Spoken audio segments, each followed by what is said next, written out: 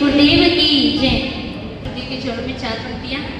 हे करुणा सागर हे आत्मरक्षक हे ज्ञानी योगी सुंदर सागर हे राष्ट्र संत हे शून्य योगी हे हृदयाधीश सुंदर सागर तेरे चरणों की रज पाकर तेरे चरणों की रज पाकर चरणों में शीश झुकाए रहे हैं भक्ति करो स्वीकार गुरुवर हम तवे गुण को गाए रहे हैं भक्ति करो स्वीकार गुरुवर हम तवे गुण को गाए रहे हैं। जय बोलो परम पूज्य वीर तपस्वी वासु सम्राट आचार्य महर्षि सुंदर सागर जी गुरुदेव की जय। जय बोलो परम पूज्य आचार्य महर्षि वसुनंद जी गुरुदेव की जय। जय बोलो परम पूज्य आचार्य श्री सत्कर्म विजयनंद जी गुरुदेव की जय। जय बोलो परम पूज्य श्री लक्ष्मी समाज निशंक सागर जी गुरुदेव की जय। जय बोलो परम पूज्य श्री 105 श्री मंगलानंद जी गुरुदेव की जय। उत्तम मार्गव धर्म की जय। भव्य आत्माओं, उत्तम मार्गव धर्म प्रथम दिन उत्तम क्षमा धर्म जिसमें आपने क्रोध का शमन किया, क्रोध को छोड़ा। आज आपको मार्दव धर्म के लिए क्या करना है? मार्दव धर्म क्या कहता है? मार्दव धर्म ये कहता है कि हमारे अंदर जो मान कषाय बैठी हुई है, जो मान कषाय बैठी हुई है उसका हमको क्या करना है? दूर करना है। तो मान कषाय कैसे दूर होगी? अहंकार। हमारे अंदर क्या है? अहंकार। हर चीज का अहंकार है। पूजा पद प्रतिष्ठा सबका हमारे अंदर क्या है? अहंकार है। कोई ज्ञानी होता है तो सोचता है कि मेरे से ज्ञानी तो कोई नहीं है, तो उसको ये ज्ञान का मद होता है। इसे आचार्य हमारे समंतभद्र स्वामी कहते हैं रत्नकरण शांकाचार में। समंतभद्र स्वामी रत्नकरण शांकाचार ग्रंथ में क्या कहते हैं? ज्ञान पूजा कुलम जाति बलम वृद्धि तपो वपो अष्टावाशित मादिक्रम स्मय बाहुर गतस्मय।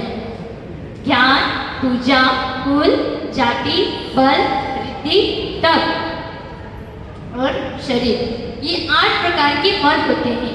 व्यक्ति इस 8 प्रकार के मद को करता है तो उसका क्या होता है? पतन होता है। जो भी व्यक्ति अहंकार करता है तो उसका क्या होता है? पतन होता है।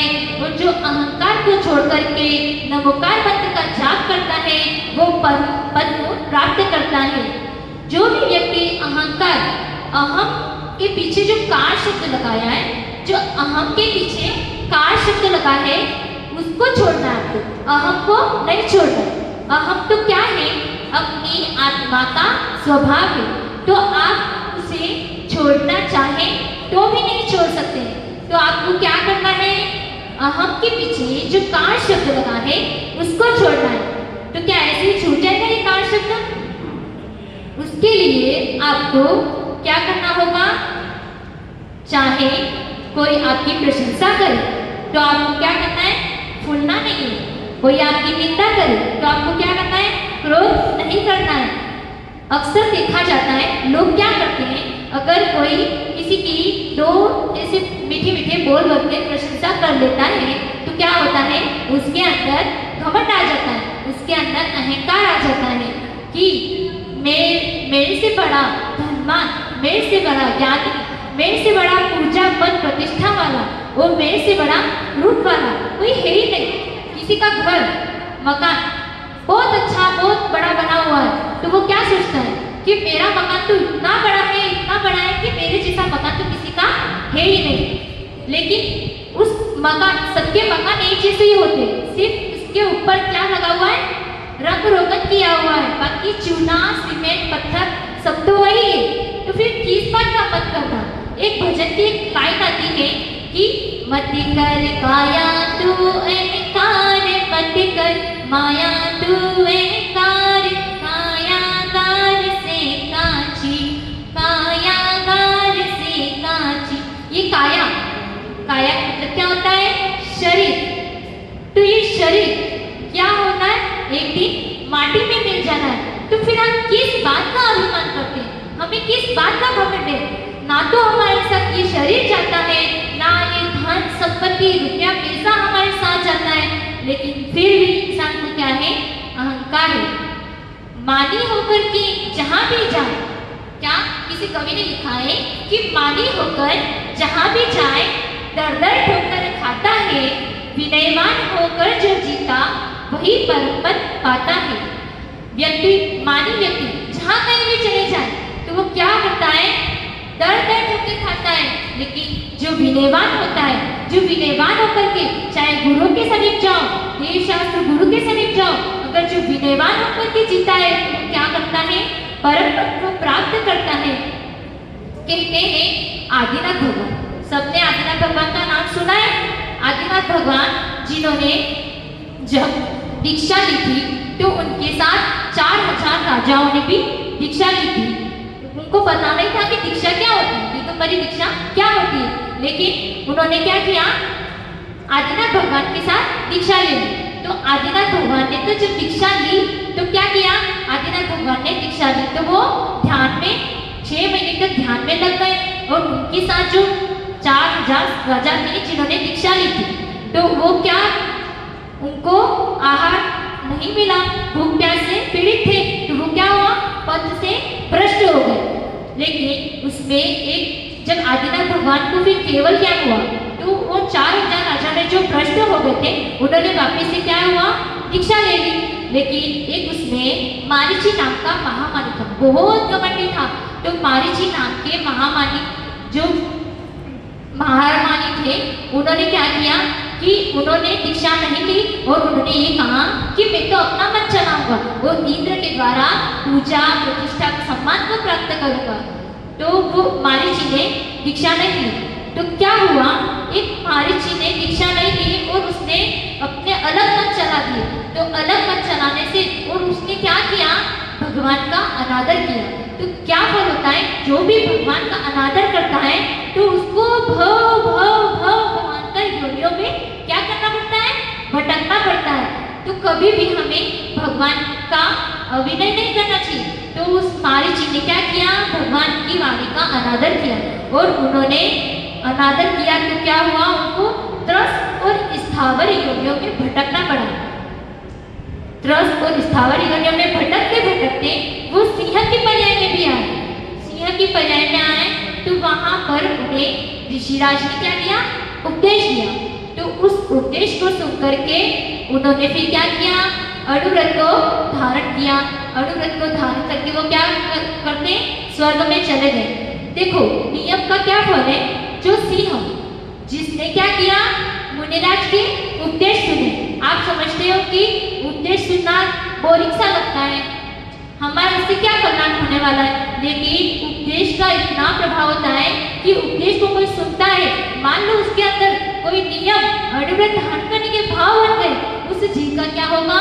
कल्याण होगा। तो ऐसे ही वो सिंह की पर्याय में था। तो उसने क्या किया? मुनिराज के उपदेश को सुन करके क्या किया? अणुव्रत धारण किए। तो अणुव्रत धारण करने का फल ये हुआ कि वो तिर्यंचिनति का जीव था। कहाँ चला गया? स्वर्ग में चला गया।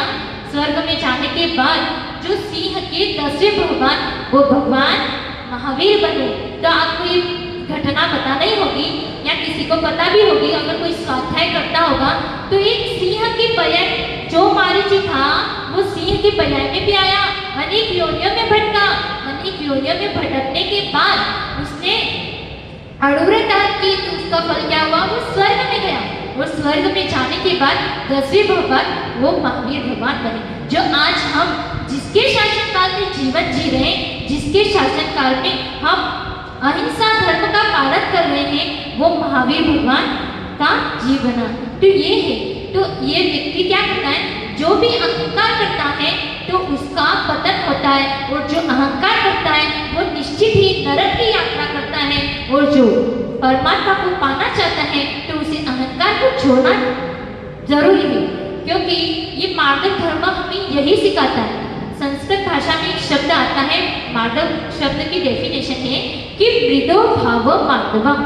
मृदु का अर्थ होता है क्या? कोमल। तो जो मृदुता का जो भाव है वही क्या है, मार्दव है। महावीर भगवान ने अपनी देशना में क्या कहा था कि महावीर भगवान ने अपनी देशना में ये कहा था कि जो भी व्यक्ति विनयवान होता है तो उसके जीवन का क्या होता है, वो उन्नति को प्राप्त करता है। भगवान पार्श्वनाथ और कमठ, कमठ का नाम सभी जानते हो। कमठ ने क्या किया था, पार्श्वनाथ भगवान पर क्या किया था, उपसर्ग किया था। तो उस उपसर्ग के खातिर कमठ को क्या करना पड़ता, अनेक योनियों में भटकना पड़ता है। और वही पार्श्वनाथ भगवान जिनके ऊपर कितने भी उपसर्ग आए लेकिन उन्होंने क्या किया, समता को धारण किया। तो आज वो क्या रख के बैठे हैं, परमात्मा, जिन्हें हम पूछ रहे हैं। क्योंकि कहाँ पे कहा है कि अहंकार तो अंधा कुआं, अहंकार क्या है, अंधा कुआं, जो भी उसमें डूब जाता वो निकल नहीं सकता है।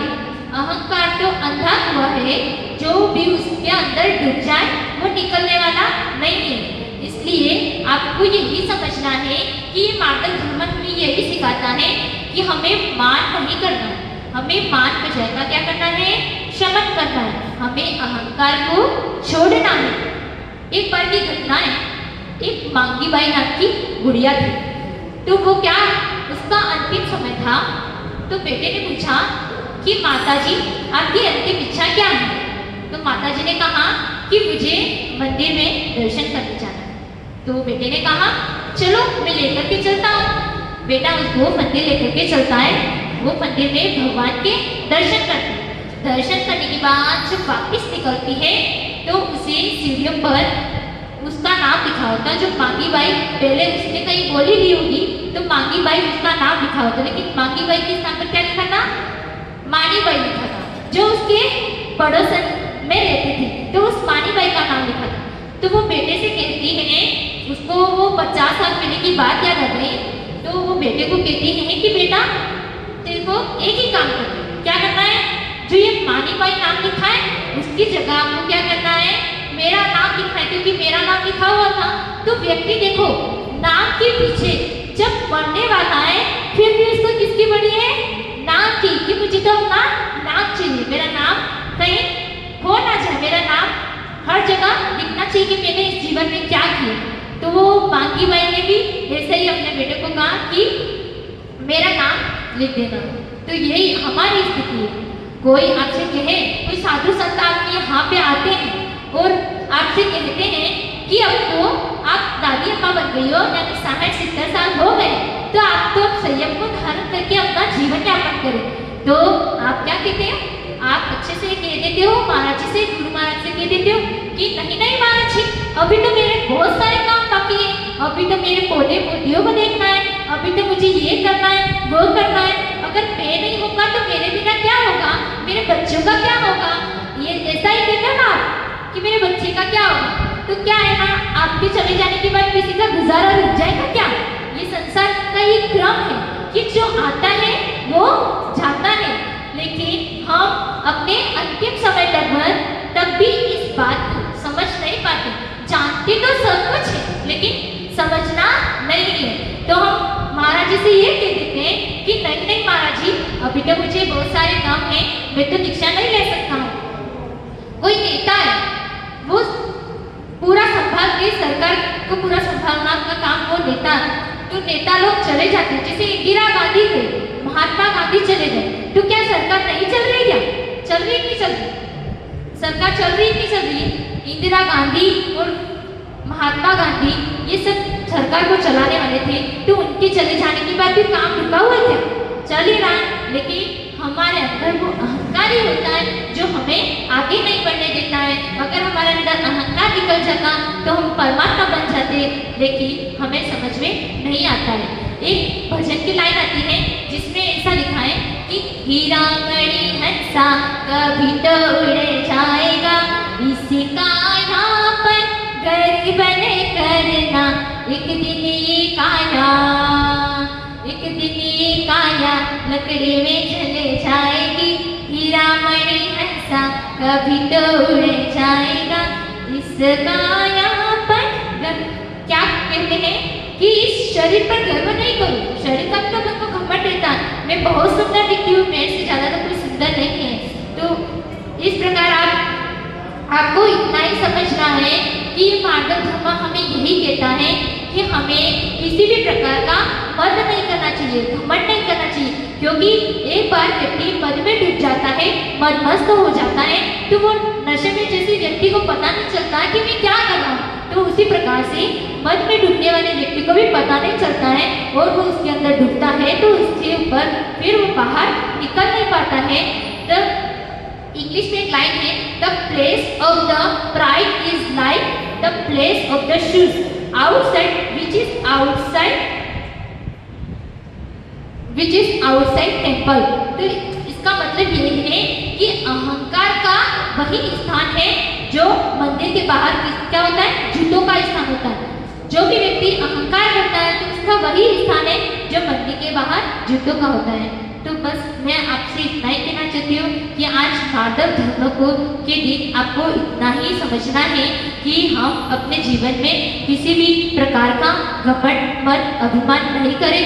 उस मार्गव धर्म के दिन अगर आपने इतना समझ लिया कि मुझे किसी भी प्रकार का घमंड नहीं करना है, मुझे बस अपनी आत्मा में रमण करना है, अपनी आत्मा का चिंतन करना है, और जिस दिन आप अपनी आत्मा का चिंतन करोगे तो आप परमात्मा बन जाओगे।